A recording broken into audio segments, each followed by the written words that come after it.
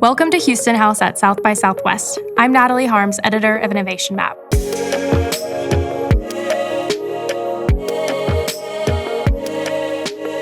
The global energy industry is an economic and employment powerhouse. Historically, the sector has faced challenges attracting a diverse and inclusive workforce. This is especially true when it comes to technical and leadership positions. I sat down with Katie Mehnert, the founder and CEO of ALLY, the global community powering an equitable energy transition, to discuss the looming talent shortage and workforce diversity needs of today's industry. Katie, it's so good to see you again and to catch up with you and talk to you about everything you're up to. Well, I'm glad to be here. Thanks for having me. So let's take me back to founding Pink Petro, which is now ALLY. So tell me about why you decided to found Pink Petro and now why you transformed it into ALLY. Well, I was taking a trip back from London to Houston. At the time, I was working at BP in safety and environment, and I sat next to a gentleman who asked me, the kicker of all questions, what's a pretty young lady like you doing in a dark, dangerous business like oil? To which I said, I am going to fix this problem. So wine, a few glasses, maybe a few bottles, 6 hours.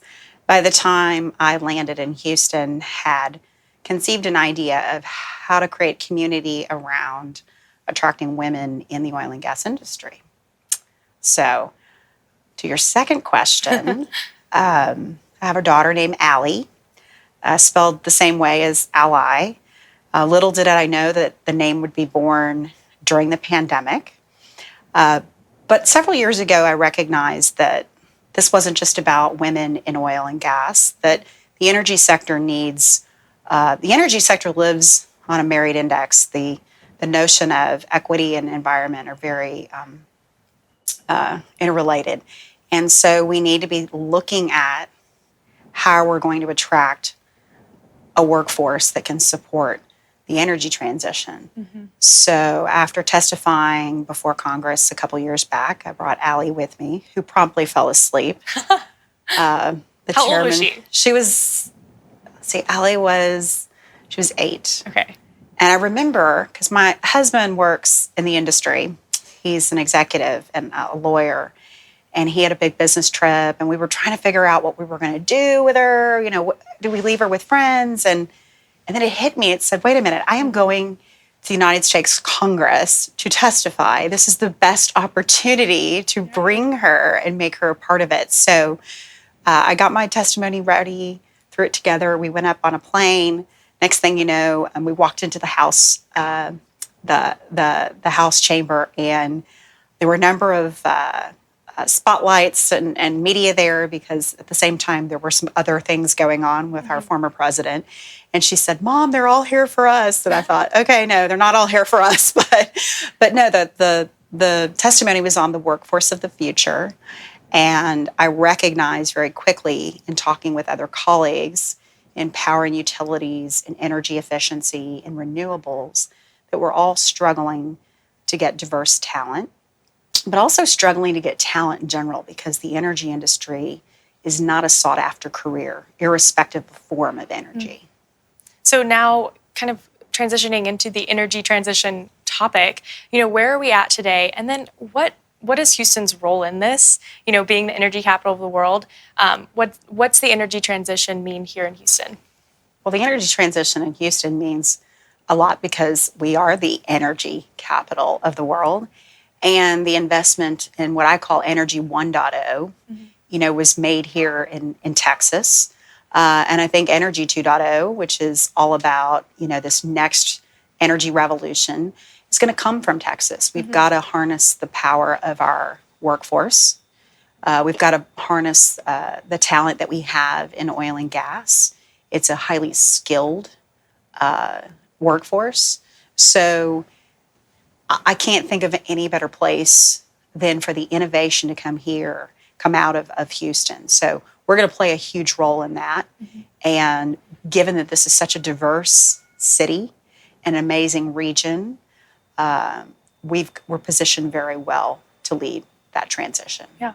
And if Houston wants to maintain its title as the energy capital of the world, it's definitely got to get to that level. Do you feel like Houston is, at least, the companies that are headquartered here and all of the innovation that's happening here, do you think we're in a good spot to maintain that title and to really play an important role in the energy transition as a whole? So I'm a pragmatist. I believe that you have to keep your sword sharp. One of our former mayors is a good friend of ours, Anise Parker, once said, you've got to keep your skills and your sword sharp. And that means not being too arrogant about what we have. We are very blessed here in the state of Texas and in Houston. But I think it's really important that we keep our eye on the marathon. This is going to take a while. There is definitely a sense for acceleration of the transition given the challenges around our environment and climate change. But I look around Houston and say it's one of the most diverse places in the United States. And we need to draw upon its citizens and society to be a part of that workforce. So this isn't your oil or your daddy's oil patch, right? It's not the J.R. Ewing 1980s anymore. This is an opportunity where we can really leverage the people that we have in the city to drive us forward. So how have you seen the pandemic affect where we're at in the energy transition? And 2020 as a whole, a lot happened in 2020. So have we advanced, where we're at in the energy transition? I've got to say that I believe that the pandemic has provided a necessary pause for many of us. If you look at history shows that times of disease, times of war, get us as a society to really look at what matters. And generally on the other side of those tough times is a tailwind. And so I look at the future and say, let's get these vaccines, let's get folks back into offices and interacting, because what's on the other side of this is there will be energy demand. Demand will increase. And with that demand, we're going to have to reach lower emissions. We're going to have to address that through technology and through innovation. So I do think the workforce has shifted. And for me, in my line of work, very excited about that. It used to be not commonplace to take to work from home. A lot of the folks in energy work in the field, but we've proven that we can do that. So I think you're going to see the culture, the future of work look very differently. And I think that's a welcome thing because that's going to drive more inclusion in the workforce so we can draw upon more talent. I've heard a lot of people kind of explain it to me as never waste a good crisis, right? Like this is the time to make changes. You really have no choice at a certain point, right? It's so funny you say that because when I first started in the energy industry, people used to ask me, how'd you get started? How'd you get your start? And it was a crisis. So I was called to Shell after the reserve crisis. I was called to BP after the oil spill. I really look at these kinds of things from a different lens. Why waste a good crisis is a great way to sum it up. Yeah, absolutely. And, it is a global industry and it's a global workforce. And to your point, it's a different workforce. It looks different now. So when you look to the future, how does that workforce really change? I think the thing that is going to change is we really need to go beyond what we think is traditionally diverse. So gender diversity is important, racial diversity is important. Generation is huge. If you look at these climate activists, the environmental activists who've created this movement, we need to harness the power of those that are different and bring them into this conversation. I call it harnessing the human resources to help us progress when it comes to natural resource. What are some opportunities for energy companies in a post-COVID world, which I don't know that we're in yet, but in a post-COVID world, what does that look like for companies? Well, I think efficiency is key. I think also reinventing and reimagining the workforce, looking at how we intersect with so many adjacent industries. If you look at mobility and cars, right, and transportation, If you look at Washington right now, we're putting environment across the government. We're looking at the way we do medicine, right? We're looking at technology differently. I think it's important that energy companies and the adjacent industries see how interdependent we are on each other. Yeah. So we've talked a little bit about kind of the workforce in general, but zooming into Houston, you mentioned the energy industry is not necessarily really attractive for kind of newcomers into the working world. But how can Houston continue to attract top talent, locally? So I think one of the greatest things that we've done here is we've built an innovation hub, and we're starting to really see that accelerate with Greentown Labs joining climate technology type accelerators, having capital poured into the city, traditional and non-traditional forms of capital. You would 5 years ago, even 2 years ago, you'd think, where is that clean tech and that climate tech situated? And it wasn't here in Houston.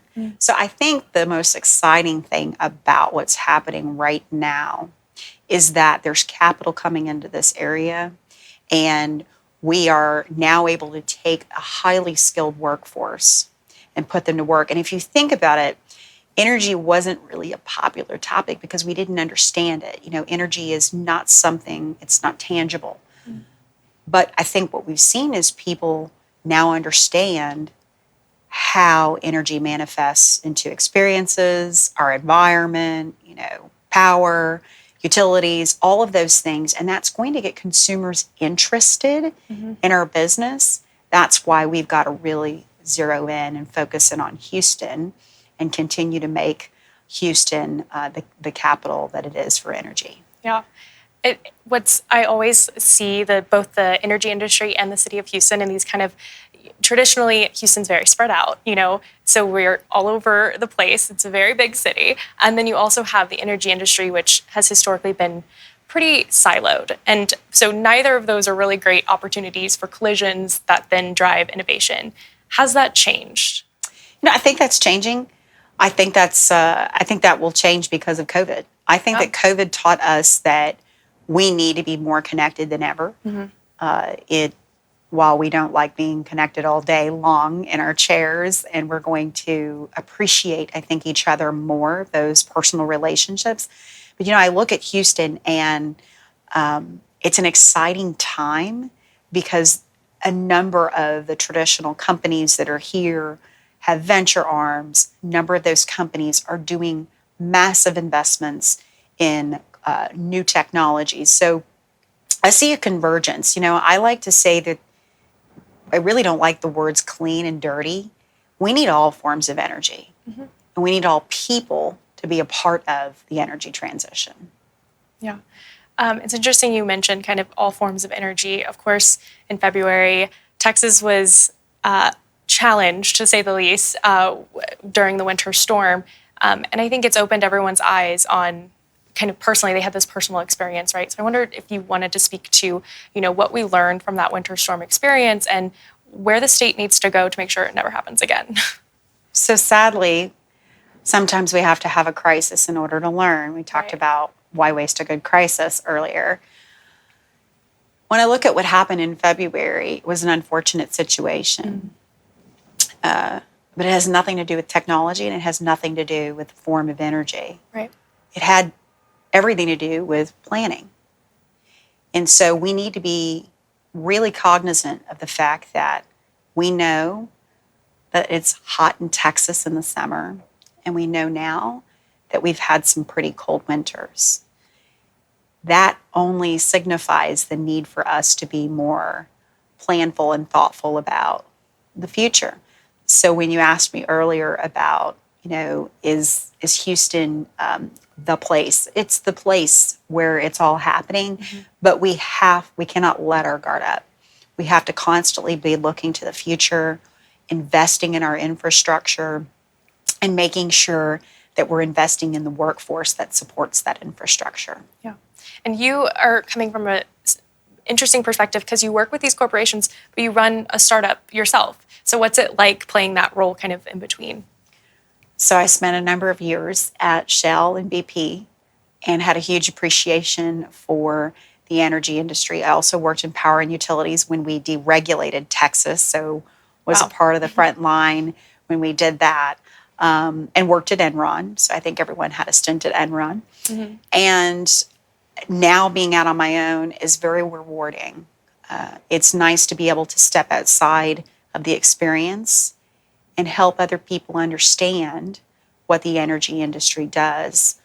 Energy literacy is very important for us to move forward, for consumers, for society at large. And so it's exciting to be kind of one foot in the industry, one foot in the public, to serve as that bridge, or like we like to say, to be an ally for the future. So your original mission with the company too was really to disrupt the gender gap. So I guess over the years, I want to let you look back and tell me a little bit about some of the profound moments of change that you really saw and that you really affected. So what we found with Pink Petro was that when we attracted diverse people and encouraged diversity, that it brought more diversity. We really started looking at our community and saw that we had people of color, saw that the LGBTQ community wanted to be a part of our mission. So it was a natural fit for us to move to Ally. Ally is about being a force for good. And in my mind, that gets down to two things. It gets down to being a force for good from a people perspective and being a force for good when it comes to our environment. Yeah, absolutely. What was, early days compared to now reception when someone's like, hey, what do you do? And what's their response? Wow. Your answer. So I have to say, it has been a hard road. You have to really love what you do and get up every day. I think because we live in a world of social media, people have an impression of what it looks like. It looks so easy from the outside when really it's very, very hard. The amount of work my team has put in, we've been disrupted ourselves several times. Hurricane Harvey had an impact on my business and my personal life. And so, there have been ups and downs. There were critics. There still are critics. But I think what's so inspiring about this is seeing that through the pandemic, people really want to come together as a society. We want to come together not just here in Houston or in Texas or in the U.S., but really across the world. There's a real desire, a joint desire to come together to drive that new future forward. And it's exciting that Ally is going to be at the center of it as a resource. Yeah. When you think of the energy transition and, the energy industry as a whole, both in Houston and globally, what still needs to be done? I mean, so much, but like immediately, what do we need to focus on either as a city or as an industry?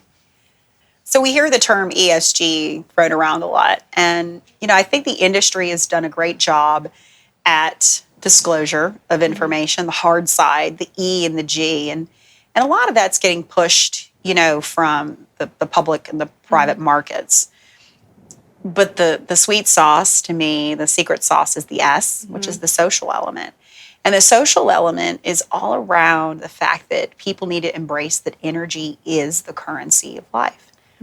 But this is about people, that we need to embrace our own energy future. We each play a role in consumption and being aware of energy efficiency, but we also can play a role in driving that new future and being a part of that workforce. Yeah. It's so interesting to think about that too, because I'm a born and raised Houstonian, so the energy industry has always been at least like in my periphery of being a Houstonian, right? So it's interesting to think that not everybody has that kind of initiation into being a part of the energy industry just by living in Houston, right? Well, I'm actually from New Orleans, okay. So I'm a Nolans transplant. I'm a Nolans transplant, like saying that Nolans. And, the oil and gas industry has been a big part of the Gulf South. Yeah. And it's done a lot to provide great economic opportunity. But I think you will find that companies see that they play a role in that new future, and we need to do very best that we can, to nurture that. Mm-hmm. To take it back a little bit to ESG, what role does ESG have for the energy transition, and how do you see that where is that going? So that is such a loaded question. We actually just recently launched an Ally ESG Council, where we brought together all of our member companies and different folks from different organizations to talk about where do we think it needs to go. Mm-hmm. It's a bit of a pile of spaghetti at the moment. There's a lot of information, a lot of noise. One of the things we hope to do through Ally is to centralize and provide a community that helps connect companies to understand how they can be better leaders in this space, give them a framework for best practices, but also getting back to what we talked to earlier, humanizing the stories. There's so many things that the companies do in society that many people don't get to see. So it's also funny because we talk about ESG in context of the energy industry, but ESG isn't an energy industry specific thing. But why do you think we closely entwine those two? Next to the apparel industry, the energy industry is the largest emitter globally. Mm-hmm. So there's a huge focus, right, on the environmental piece. But I think that getting back to what we talked about earlier, the social element is huge. If you look at the Greta Thunbergs, the Black Lives Matter movement, this is where, when we spoke earlier, I talked about the fact that equity and environment live on a merit index. Mm-hmm. These things are not entered. They're very closely integrated. And so we have to be mindful of that. We know that a more diverse and inclusive workforce drives better outcomes. So if we put that and apply that use case to our environment, more diversity will drive better outcomes and hopefully drive those emissions down as we move through this transition. Yeah, it's like I'm picturing it like a flow chart. We got to put the things in motion and watch it flow, right? Absolutely. Okay, well, thank you so much for joining me. It was really interesting and fascinating to see how you have evolved this company and where it's going.